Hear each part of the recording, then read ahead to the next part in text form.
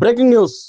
Asia ఖండంలోనే రెండవ అతిపెద్ద జాతరైన మేడారంలో సమ్మక్క సారలమ్మ దర్శనానికి భక్తులు పోటెత్తారు.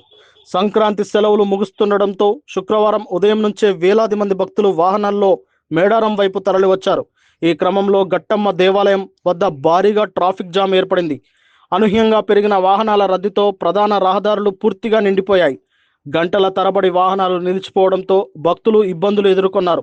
పరిస్థితిని గమనించిన పోలీసులు వెంటనే అప్రమత్తమయ్యారు. వాహనాలను ముందుగా నిర్ణయించిన పార్కింగ్ స్థలాల వైపు మళ్లించి ట్రాఫిక్ను క్రమబద్ధీకరించారు. అటు గట్టమ్మ ఆలయం పరిసరాలకు కూడా భక్తులతో కిక్కిరిసిపోయాయి. అమ్మవారి దర్శనం కోసం భక్తులు బారులు తీరారు. భద్రతా చర్యలలో భాగంగా పోలీస్ సిబ్బంది భారీగా మోహరించారు. ట్రాఫిక్, భద్రత, పార్కింగ్ ఏర్పాట్లను నిరంతరం పర్యవేక్షిస్తూ పరిస్థితిని అదుపులోకి తెచ్చారు.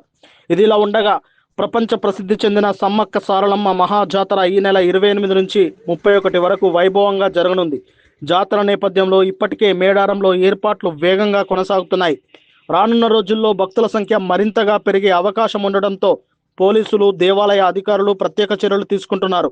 భక్తులు సహకరించి ట్రాఫిక్ నిబంధనలను పాటించాలని, వాహనాలను నిర్ణయించిన పార్కింగ్ ప్రాంతాల్లోనే నిలపాలని అధికారులకు సూచిస్తున్నారు.